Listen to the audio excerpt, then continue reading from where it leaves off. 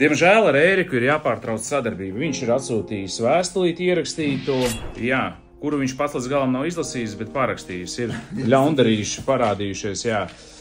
Diemžēl, jā, Ēriku pārtraucam. Kā jau es tev iepriekš arī stāstīju par līgumu, ka mēs noslēdzam vienošanos tā, lai tu nav tā, ka tu atnāc uz Straujupīti pafilmēties un pēc tam nākamajā dienā aizskrien uz citu benzīnu tanku filmēties. Un arī alkoholiskos dzērienus viss šitās azartspēles, lai nereklamē. Tas ir tikai domās, lai noturētu to laktiņu augstā līmenī. Es uzskatu, ka Straujupīti ir diezgan augstu rangu uzņēmums. Siguldas kokmateriāli diezgan labs uzņēmums.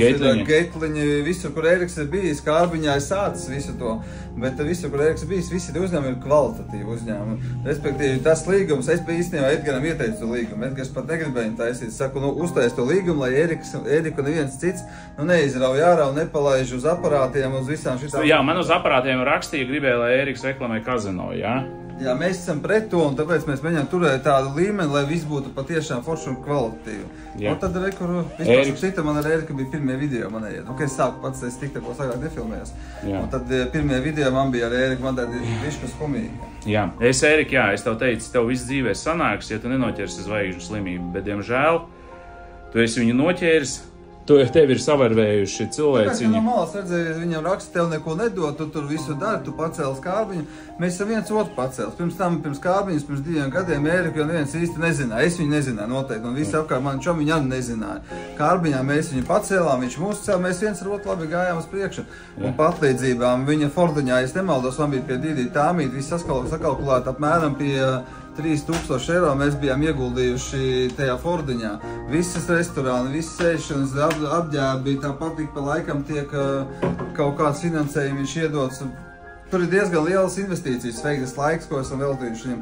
Tā kā tie, kas saka, ka viņš ir skrējis tikai burgeru tiesu, principā es būtu gatavs par tādu pašu burgeru tiesu paskatīt. Un starp citu vēl Volvo viņam gribēja uzdāvināt par 4000 eiro, kas man bija pārdošanā, gribēja atdot viņam pa velti. Viņš viņu man izbrāķēja, protams, gribēja škodīt pa 15. Gan jau, ka jaunie ar ko sadarbosies, kad jūs izdomāsiet viņam dāvināt mašīnu, atbrauciet pie manī nopērk, kad es zinu, kura škodiņa viņam patīk, viņi maksā 15 000 eiro, tā kā mēs jūs gāžam pie mums. Jā, Ērik, tas no tevis tiešām bija dundas mugurā, bet es tevi tāpat nedusmojos, es zinu, ka tu esi kaut kur naivs un tā tālāk, un tev dzīve nav bijusi viegla. Tev vienkārši ir ietekmējuši cilvēci, viņi sasolījuši zelta kalnus, lai tev ar viņiem tad labi iet viss, jā, lai veicas. Draugi, mēs jebkurā gadījumā paliekamies tikai par Ēriku, ja kaut kas ir Ērikam dzīvē grūtāk ies, Ēriku, tu zini, kur man meklēt, vienmēr es tev palīdzēšu. Jā, bet, jā, žēl, Ērik, lai tev labi veicās, laužam līgumu, tu esi brīvs putnus un ņemies darījus. Jā, tā kā sādā glītumiņā.